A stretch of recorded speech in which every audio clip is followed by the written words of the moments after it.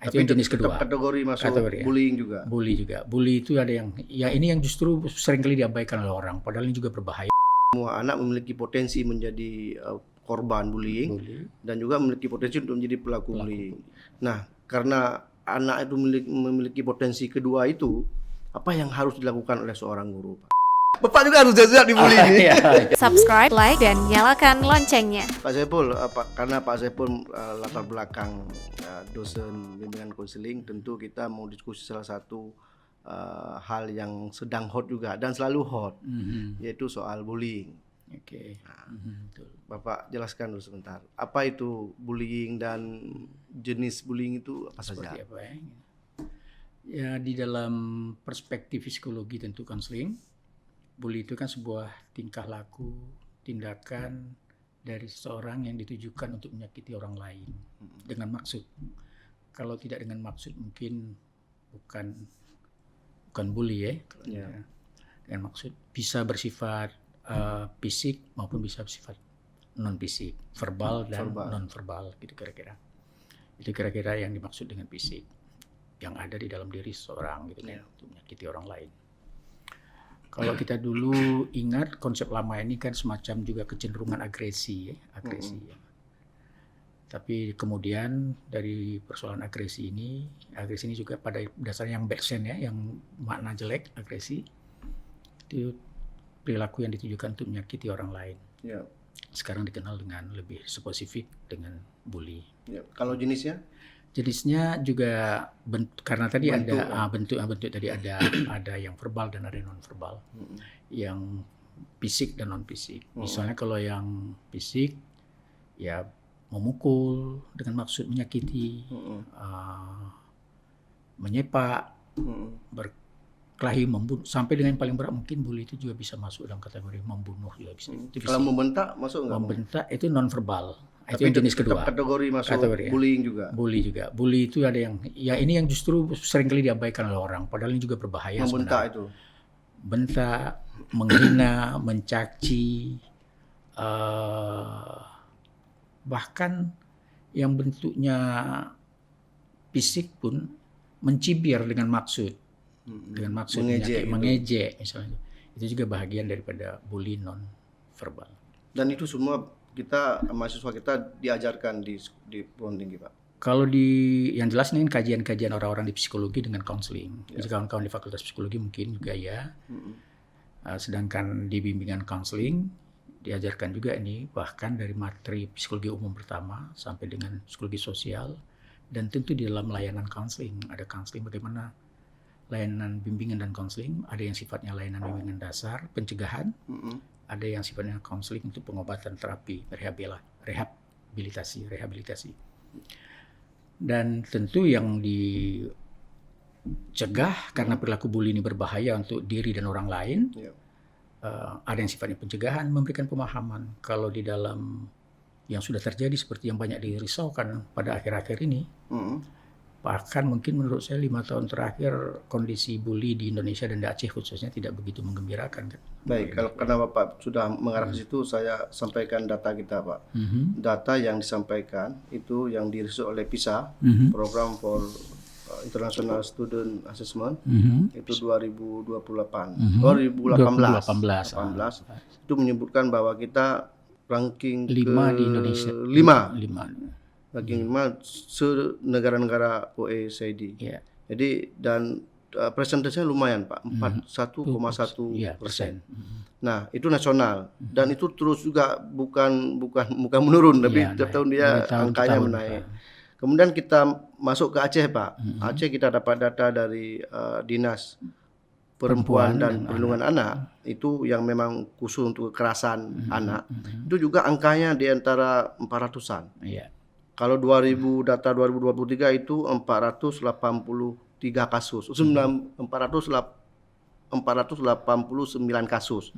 Dan itu khususnya anak. Apakah anak di boarding atau anak di sekolah atau anak itu di artinya luar sekolah juga bisa terjadi dalam keluarga juga. Rate usianya rate anak. Karena itu data dari Dinas Perlindungan Anak. Nah, dan kalau kita merujuk lagi dari data itu, kita pilih kabupaten kota yang tertinggi, itu Aceh Taming, Kota Banda Aceh, Aceh Utara dan seterusnya. Nah, dari data yang juga terus meningkat itu apa respon Bapak? Dan tentu kan sebenarnya kalau dalam perspektif bimbingan dan konseling, ini kan suatu perilaku yang baik secara individu, tidak sehat, maupun secara sosial. Bahkan di dalam kajian-kajian psikologi sosial ini disebut dengan patologi sosial perilaku ini. Sedangkan secara individu boleh juga dinyatakan ini sebagai perilaku yang maladaptif, tidak mampu menyesuaikan diri dengan kondisi, tidak mampu mengontrol, tidak sehat intinya, tidak sehat. Jadi kalau perilaku tidak sehat itu dibiarkan, walaupun satu individu, apalagi terus sekarang meresahkan, bertambah dan bertambah sampai dengan kalau secara umum itu yang dikatakan oleh pemberdayaan perempuan bisa sekolah. Kalau bimbingan konseling kan lebih pada setting sekolah. bukan setting luar sekolah. Itu umum 441. Di sekolah saja pun bukan tidak mungkin kalau dilihat korbannya bisa saja pelakunya bertambah. Jadi tidak sehat. Tujuan pendidikan tidak akan tercapai. Berharap lahirnya manusia-manusia yang berkarakter, yang bisa memahami sesama, yang bisa hidup bersama, ini tidak mungkin bisa terjadi. Padahal pesan UNESCO mungkin pesan Islam juga, bagaimana kita hidup bersama di dalam keberagaman, learning together. Nah itu tadi. Jadi tidak dalam perspektif bimbingan konseling psikologi atau pendidikan saja pun pada umumnya ini tidak sehat dan harus diatasi. Satu kasus saja harusnya kita resah satu sekolah, apalagi setiap tahun bertambah. Menurut catatan Pak Saiful, orang yang bergelut di dalam bidang ini, kasus apa yang paling meresahkan yang pengalaman selama ini? Nah, kalau bully yang tidak, ini harus dipisahkan, nanti mungkin data di Biro PP, di Pemberdayaan Perempuan, dia bicara sampai kekerasan seksual, itu ada ranah yang lain lagi gitu. Jadi kalau kita lihat ini, nah tindakan-tindakan yang diresahkan oleh orang kan lebih banyak pada tindakan-tindakan yang fisik, misalnya sampai dengan memukul, bahkan ada yang korban nyawa. Padahal dalam konteks kehidupan yang nonverbal pun sebenarnya berbahaya juga dapat dalam kehidupan. Misalnya di depan orang lain, di depan orang banyak, dia direndahkan, dihina, dicaci maki, itu juga punya dampak yang luar biasa terhadap kehidupan psikologisnya. Anak bisa saja dia trauma, bahkan yang kita resahkan kan ada beberapa kasus, misalnya akibat bully itu ada anak yang walaupun ini bukan kasusnya di Aceh, ada yang lompat dari lantai sekian, bunuh diri kan di sekolahnya itu. Ada yang gantung diri macam. Ini kan dampak akhir, klimak akhir dari persoalan-persoalan ini juga, karena dampaknya bisa membuat kehidupan orang korban tidak begitu baik dalam perspektif psikologinya. Tapi memang secara prinsip pun bullying itu berpengaruh besar terhadap produktivitas.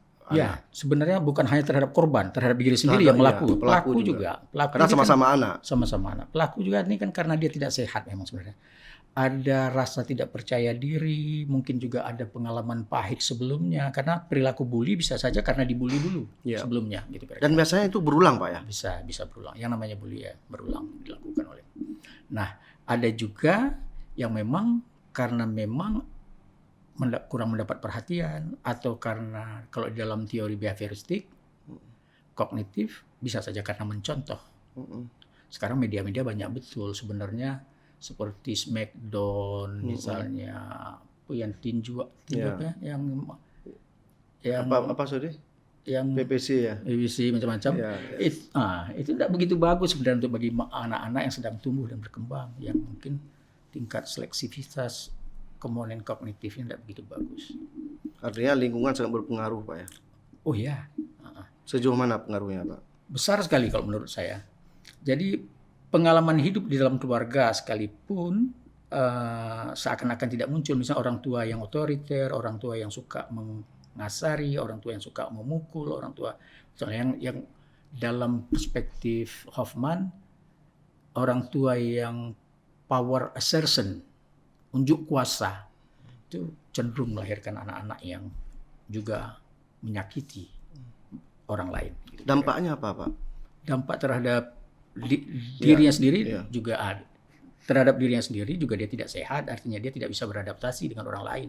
Padahal di dalam kehidupan ini kita kan bukan hanya makhluk individu, tapi makhluk sosial, harus bisa bekerja sama dengan orang lain macam-macam. Tapi dengan perilaku yang seperti ini enggak.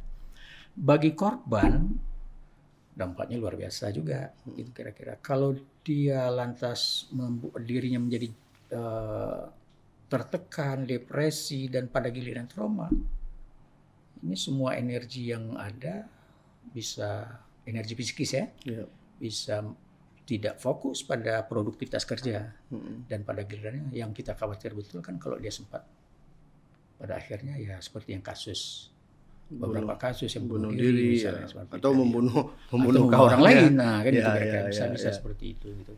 Itu dampak jangka panjang yang memang tidak bagus. Kalau dampak dalam motivasi belajar, termasuk bahkan ada, ini perlu ditandai oleh guru ya, misalnya gini, ketika ada anak tidak mau lagi ke sekolah misalnya, nggak ke sekolah, tidak takut ke sekolah macam-macam, ini harus bisa mawas diri orang tua dan gurunya juga gitu. Jangan-jangan ada sesuatu yang memang terkaitan dengan perilaku bully tadi, baik secara verbal maupun non verbal.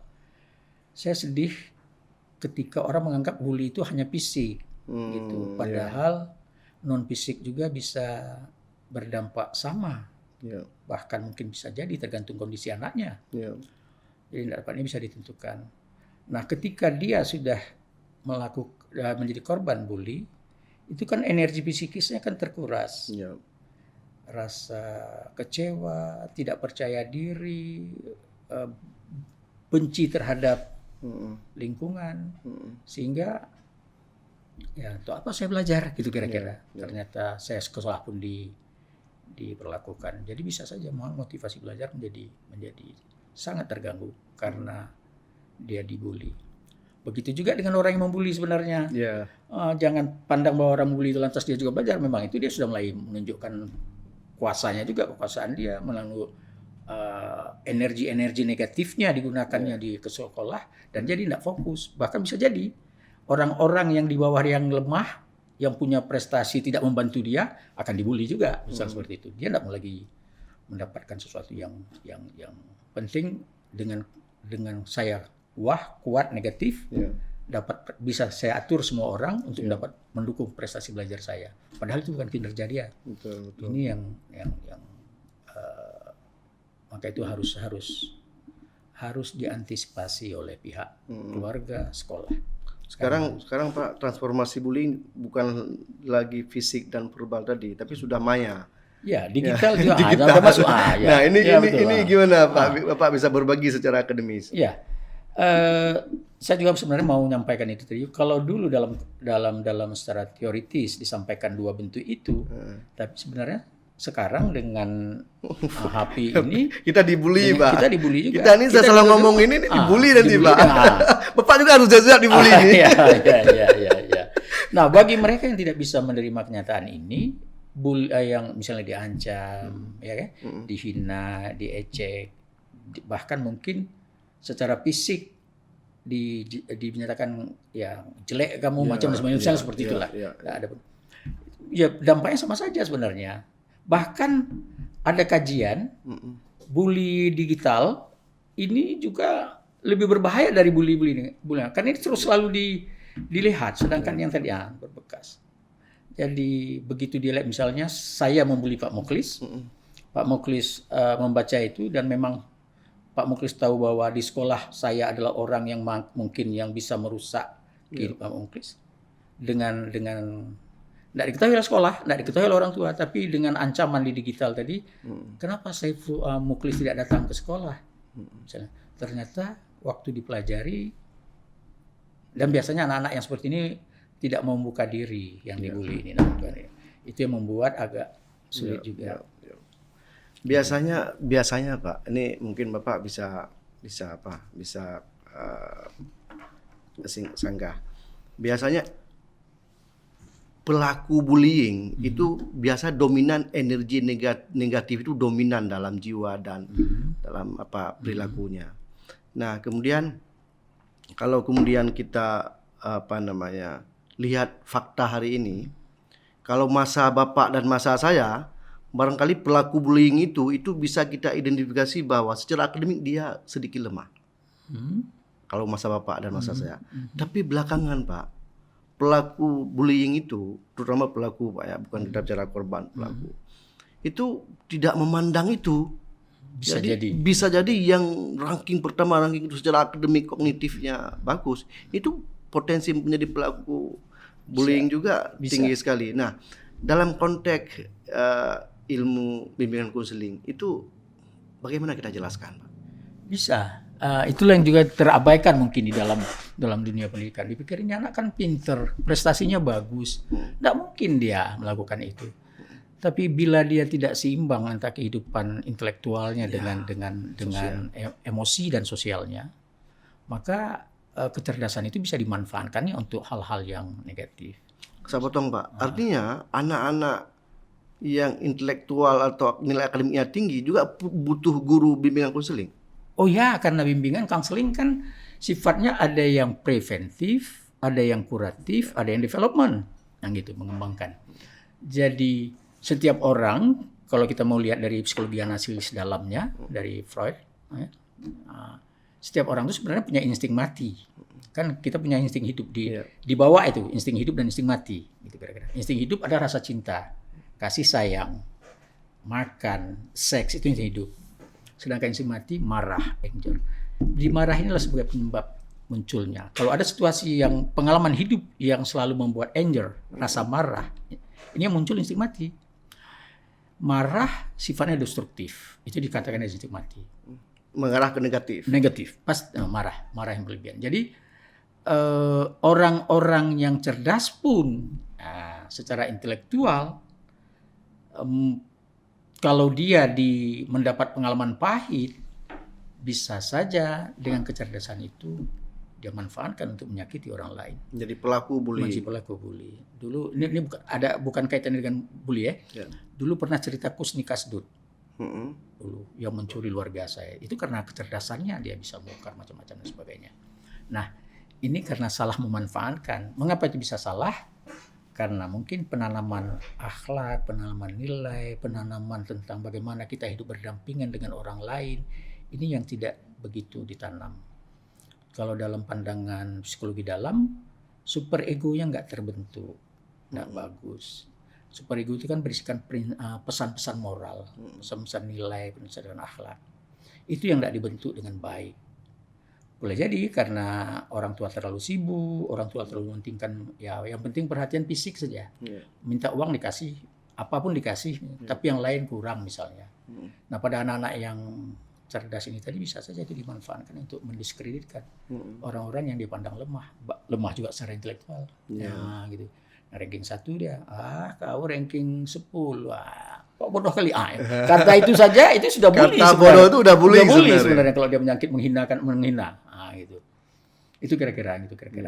Dan ini kan tidak boleh betul mendapat perhatian yang model nonverbal ini. Nah, ini bagaimana? Apalagi yang digital ini yang sudah tersimpan memang di HP dia, privasi ya. Nah, yang model begini ini dalam dunia pendidikan, bodoh kali kamu. Lantas kawan-kawan yang lain mendengarnya ketawa. Maka itu seorang guru, pendidik, orang tua, siapapun dialah. Kalau di rumah berarti orang tua, kalau di masyarakat berarti orang-orang ya tokoh-tokoh lah ya, orang pendidikan. Kalau di sekolah pasti guru, kepala sekolah, perangkat sivitas akademi lainnya paham betul bahwa seperti apa sih sebenarnya bully ini. Nah, gitu. Harus paham. Tadi saya katakan ada yang fisik dan ada yang non fisik. Bahkan sekarang ada yang digital, dunia maya kan itu kira-kira. Nah, dan dia tidak bukan hanya pada orang-orang yang secara akademik tidak berprestasi, tapi juga bisa saja itu terjadi pada orang-orang yang berprestasi, sasarannya orang-orang yang tidak berprestasi atau yang sesama berprestasi. Nah, yang jelas bahwa ini bisa terjadi pada siapa saja. Pengalaman-pengalaman pahit yang dilalui oleh pelaku bully itulah yang melandasi perkembangan kepribadian yang kemudian untuk melakukan bully. Maka itu dibilang dampak tadi bukan tidak mungkin. Anak yang dibully itu kemudian dia akan membuli orang yang lebih lemah dari itu tadi. Jadi ini tidak sehat. betul, ini menjadi warning juga bagi kita semua Pak ya, termasuk bagi guru juga ya. Ya semua. Artinya semua anak memiliki potensi menjadi korban bullying dan juga memiliki potensi untuk menjadi pelaku bullying. Nah, karena anak itu memiliki potensi kedua itu, apa yang harus dilakukan oleh seorang guru, Pak? Nah, guru yang arif sama juga harusnya dengan orang tua. Dosen juga. Orang tua yang arif, namanya pendidik lah ya. Ya. Bisa dosen, bisa guru, bisa orang tua. Ya. Nah, yang arif maka harus betul-betul memahami kondisi individu. Kita tahu bahwa ada perbedaan, tidak ada anak yang sama persis.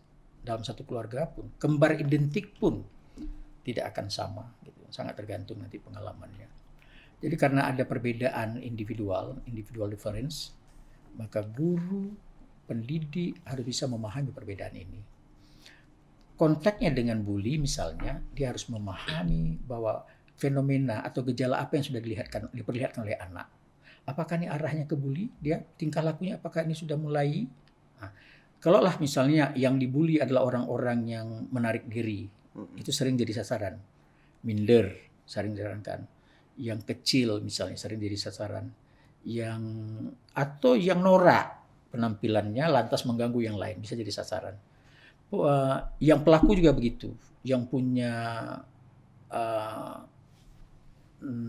tingkah laku yang kira-kira mendominasi orang lain, menguasai, membuat geng misalnya dan sebagainya. Ada beberapa kelompok-kelompok itu. Nah, karakteristik ini yang harus dipahami oleh pendidik, termasuk guru dalam hal ini. Guru BK lebih khusus lagi harus dipahami. Murid-murid yang ada jadi tanggung jawab dia, kalau dalam aturan 150 itu harus dia pahami perbedaan-perbedaan setiap anak. Maka itu guru harus selalu menghimpun data tentang bagaimana anak berperilaku. Profiling anak. Nah, itu dia sifatnya kumulatif records, catatan yang terus berkembang. Kalau 3 tahun dengan saya sebagai guru BK, maka data dari awal masuk sampai dengan dia keluar dari sekolah, saya harus bisa pantau dengan baik itu, dengan catatan-catatan yang baik. Jadi ada yang negatif-negatif itu yang harus diamati oleh guru. Kalau arahnya ke negatif, dia harus cepat cegah itu. Lingkungan di luar sana juga harus dipahami oleh guru. Sama siapa dia pergi, sama siapa dia berteman, sama siapa dia ini harus juga dipahami. Kalau sampai ke rumah, kalau dia melihat perilaku negatif di sekolah, boleh juga ada kegiatan yang disebut dengan home visit oleh guru konseling. Dia harus juga jajaki bagaimana latar belakang kehidupan keluarganya, hal seperti itu. Berakali tugas guru konseling. Jelas. Maka itu salah anggapan kalau guru BK itu datang, duduk, diam, dengar atau menyilam di rumah, di sekolahnya. Dia harus itu paradigma 60-an, Pak ya. Jadi harus dirubah paradigma bahwa guru BK itu polisi sekolah, harus dirubah. Harus arah ke situ. Harus dirubah. Jangan dianggap polisi sekolah. Dia menjadi tempat semua anak untuk meminta bantuan. Nah, tadi kan ada yang preventif. Ada yang development. Pak Mukhlis siswa pinter misalnya. Ditunjukkan semester pertama dengan nilai rata-rata misalnya 2 standar deviasi rata-rata. 10, 9 nilainya atau 9, 8. Tiba-tiba kok turun pada ulangan harian. Guru bidang studi harusnya berikan itu data ke dipantau oleh guru BK. Kan dia guru bidang studinya kan sibuk dengan pengajaran, menyampaikan tujuan pelajaran. Inilah yang membantu membina. Guru konseling hadir di sana. Kenapa itu? Nah, bukan hanya itu. 8, bagaimana guru konseling bisa membantu anak tetap anak-anak ini di 8 atau bahkan lebih kalau dia paham potensi anak. Dan bagaimana caranya supaya guru konseling itu jangan dianggap polisi sekolah? Nah, itu maka dia harus bagaimana caranya, Pak? Dia harus bisa meyakinkan pihak sekolah selama ini. Karena ini kan bisa saja bimbingan konseling menjadi negatif dengan sebutan-sebutan negatif. Ada yang menyebut polisi sekolah. Itu kan sudah menyebutkan bullying juga untuk profesi. Ada yang menyebut dia keranjang sampah. Keranjang sampah semuanya kan. Piket dia, pukul lonceng dia, tekan bel dia. Macam-macam lah kan.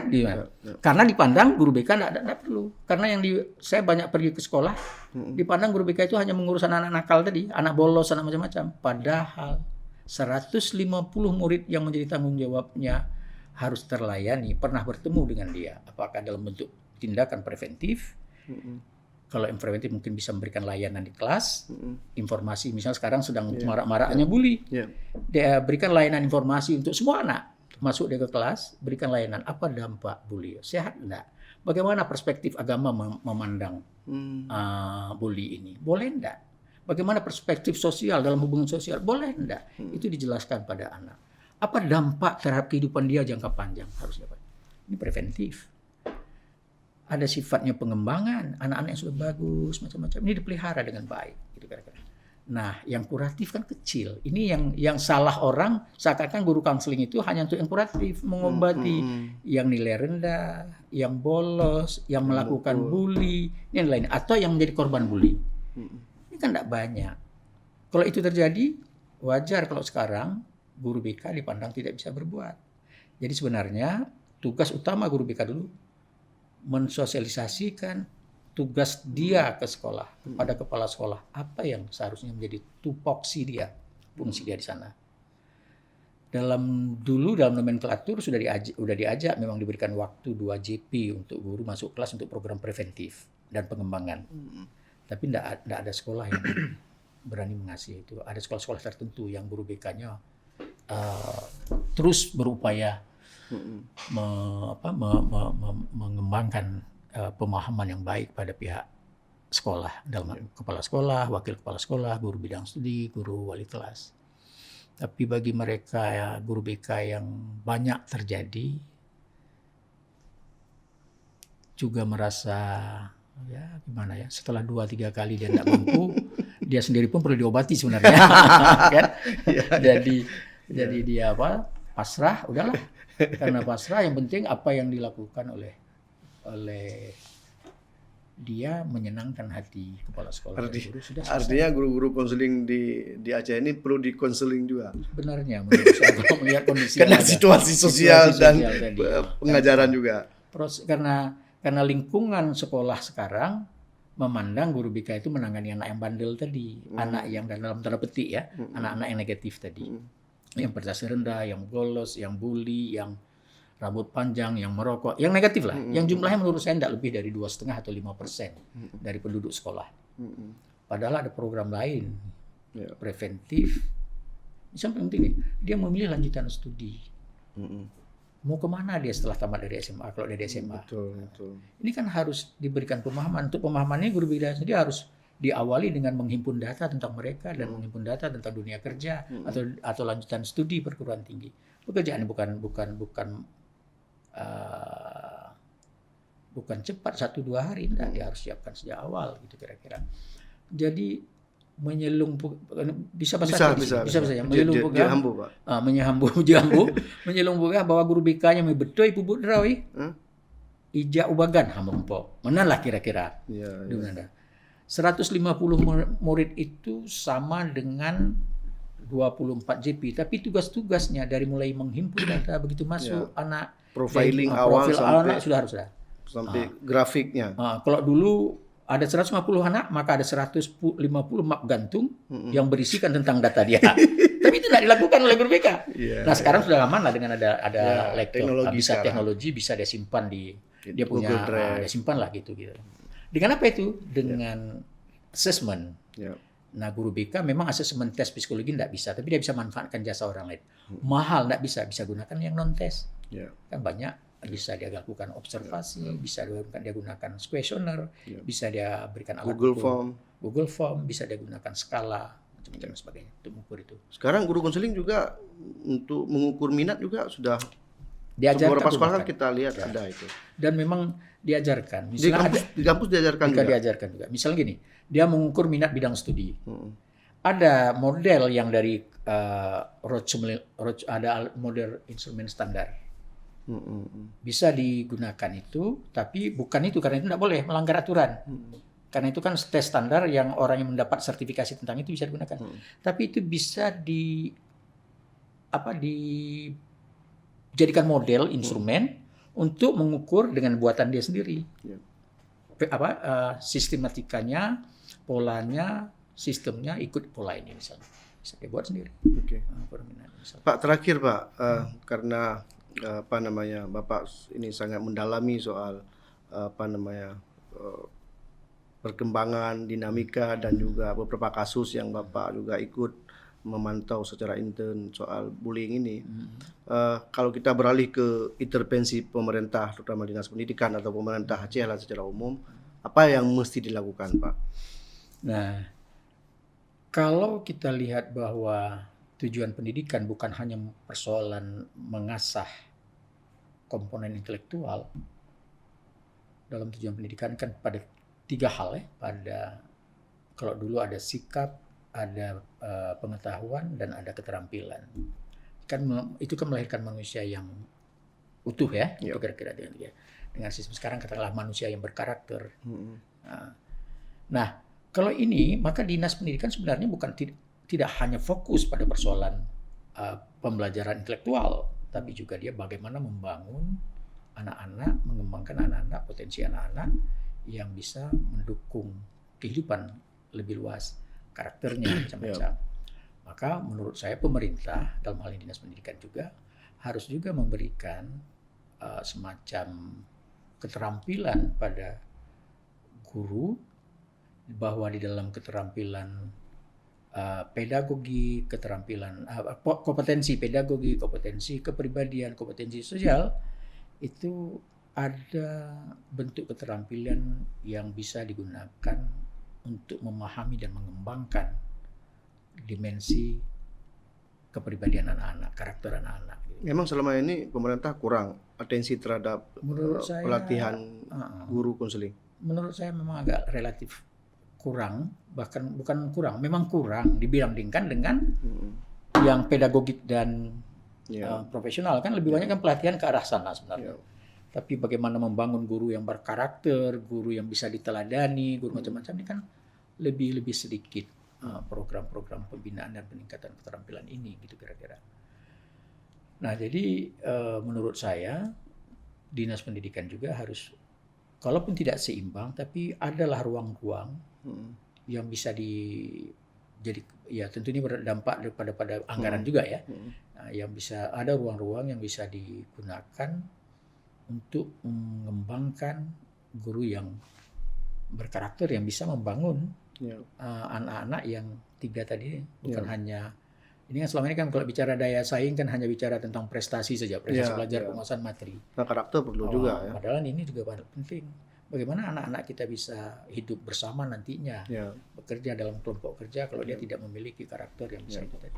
Jadi persoalan literasi, numerasi yang hari ini kiblatnya kepisah, tapi sisi karakter juga penting, Pak. Maka itu ada kalau di dalam ANBK ada survei karakter.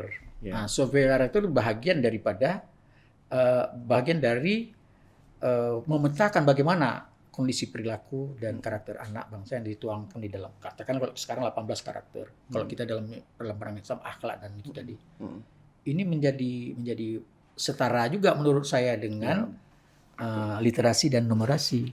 Itu apa bagus literasi dan numerasi tapi orang tidak berkarakter misalnya gitu kira-kira. Ini harus imbang. Dan kembali ke kasus tadi juga kan soal bullying juga kan. Untuk apa dia memiliki kognitif intelektual tinggi tapi sikap dan perilakunya enggak baik terhadap orang.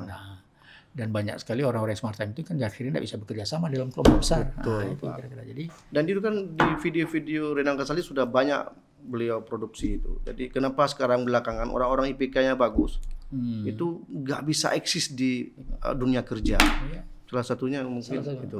Karena mengasah intelektual saja berarti sebenarnya mengasah orang untuk hidup sendiri sebenarnya. Padahal dunia kerja itu membutuhkan teamwork. 5 saja tim berarti ada 5 perbedaan perilaku. Nah, kalau kita memaksa diri perilaku kita di sana, bagaimana dengan yang 4 lain? Kan ada penolakan. Akibatnya terjadilah konflik-konflik dan tidak sehat, tidak bagus untuk produktivitas kerja. Baik, Pak Saiful, terima kasih atas kehadiran dan Sekolah TV. Ini saya potong, belum selesai. Tapi untuk selesai untuk video ini, kita harus banyak berdiskusi di Sekolah TV, Pak Saiful. Insyaallah. Menyenangkan. Baik, terima kasih Pak Saiful. Assalamualaikum warahmatullahi wabarakatuh. Waalaikumsalam warahmatullahi wabarakatuh. Yuk, sama-sama ya. Jika video ini bermanfaat untuk Anda, silakan subscribe, like, dan nyalakan loncengnya.